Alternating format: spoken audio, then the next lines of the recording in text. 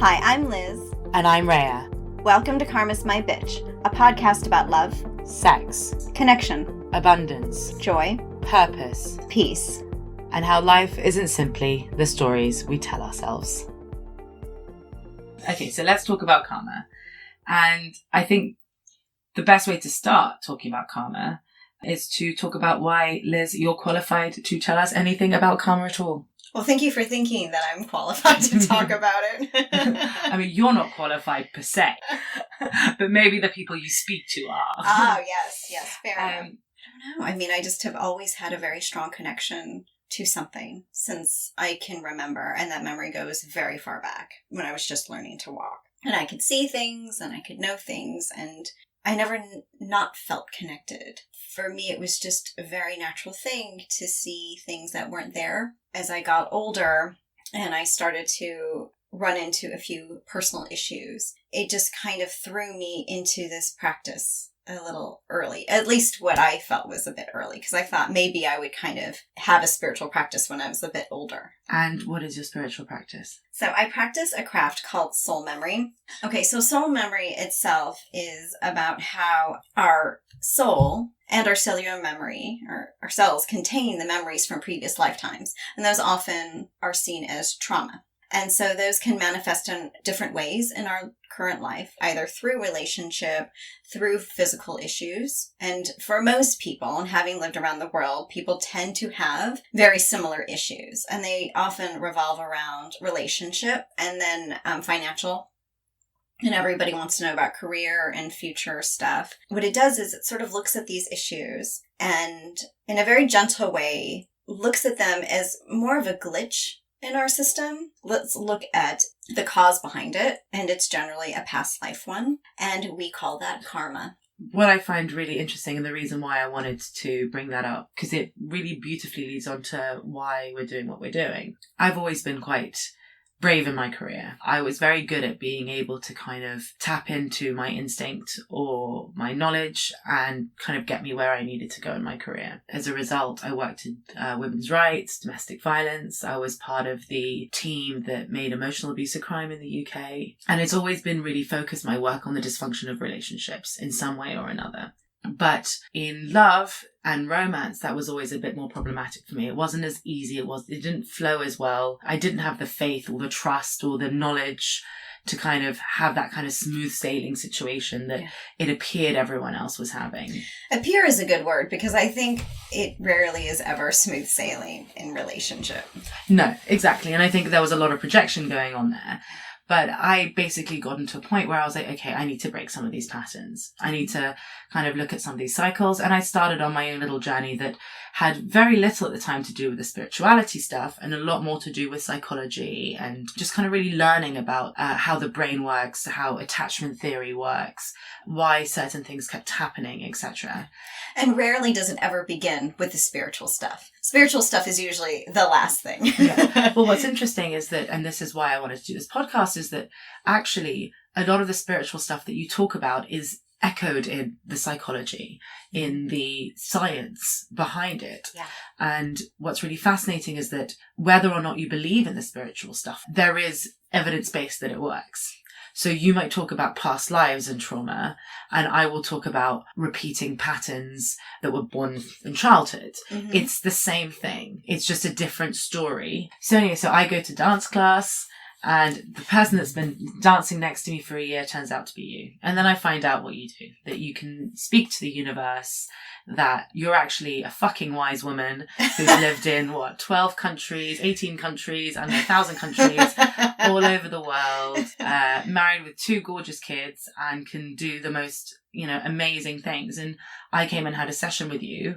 The same day you found out, by the way. Yeah, because I have no patience whatsoever. Anyway, and so then began a journey where obviously we were friends and we became closer, and things kept happening in my life. It was kind of like I'd opened the door to living, and then life decided to throw everything it had at me. But, and I changed significantly. Oh my gosh, so much. I mean, you're still the same person. Of course. Yeah. I knew, but you moved out so many of your issues in such a short time. It was extraordinary. As I was going through this journey and learning from all the experiences that were being flung my way, I saw how many people were going through the same thing.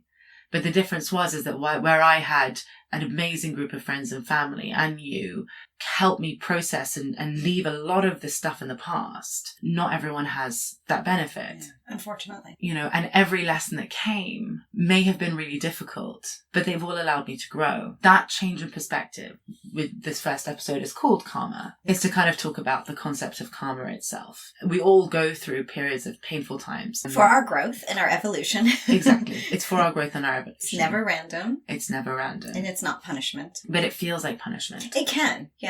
And I think that's what's so interesting about our name. Yes. Because when I hear the word karma, I think what goes around comes around. You reap what you sow. Yes. Mm-hmm. Karma's a bitch. Don't do anything to anyone else that you wouldn't want done to yourself. It's like a weird form of justice. It's like an inverted justice. Yes. But actually, when you talk about karma, you talk about it differently. Karma, while it can feel difficult and painful, it really is in part our purpose. It's what we're here for. It's what we're here to learn. And we have often associated our growth with pain. Yeah, we say growing pains. Yeah. And so Karma's My Bitch is about taking those lessons and turning them around so we can own them and taking responsibility for them. Because one thing that I learned from my mentor back when I was 17 was in order to heal these sort of self-destructive behaviors and patterns that I had been on, is I really needed to take ownership and responsibility, not just for my actions, but for why I was doing it, all my choices, as opposed to sort of saying, well, this is sort of circumstantial or situational, but to say, well, I've created this. And because I've created this, I'm the only one who can change this. And that was a massive shift in perspective for me.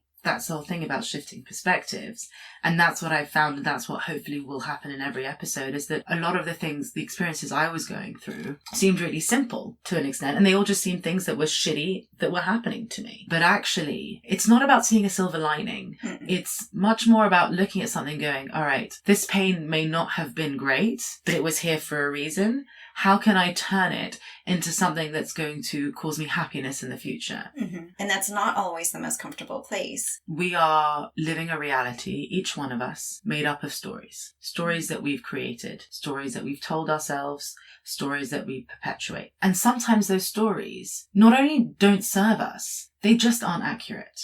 Right. And there is no way in which you can ever find out whether or not they're accurate anyway. What I found that really changed my perspective the most was challenging those stories, finding out where they came from, finding out sometimes whether they were similar to stories I felt I'd lived before. Was I living the same story again and again?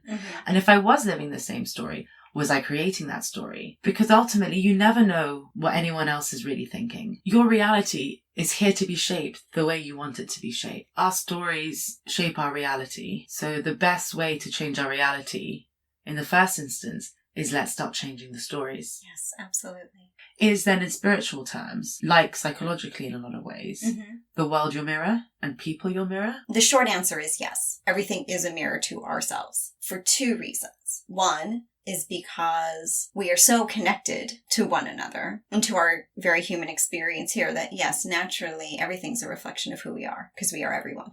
And everything. Okay. The second thing is that in order to allow for our evolution to take place, we need to be able to have the largest perspective possible on our lives. So naturally, everything's getting reflected back at us all the time in order to forge our growth. So is it that how you feel about yourself, you will attract someone who feels that way about you too? Oh yes, like attracts like. Like attracts like. If that you see something that you don't like in someone else, that's normally something you don't like about yourself. So that really it's about paying attention to what's around you, because that's really reflecting how you see that is who you are.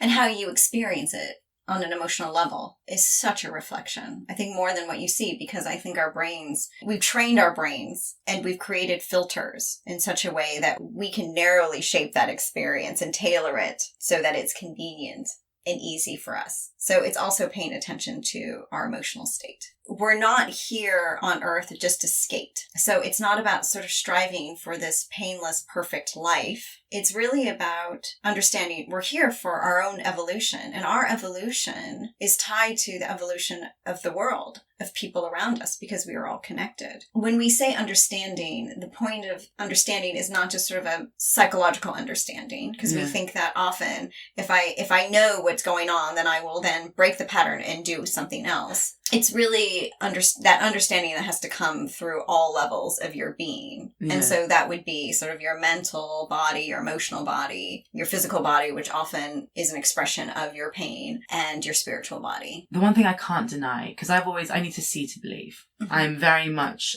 you need to convince me. Yes. In order for me to trust. The one thing I cannot deny is that there is a force in this world that is stronger than anything we can build, and we can't measure it. We can't see it. We can only feel it, and we all feel it, which is love. And so whilst I can say, I don't know whether you speak to the universe and whether all of this happens for a reason, I know that I can say that if this podcast brings you as the listener back to love, it doesn't really matter whether you believe the rest. Thank you for listening. For more information, articles, and inspiration, find us at karmasmybitch.com and at karmasmybitch.insta. And if you liked what you heard, please subscribe and leave us a review.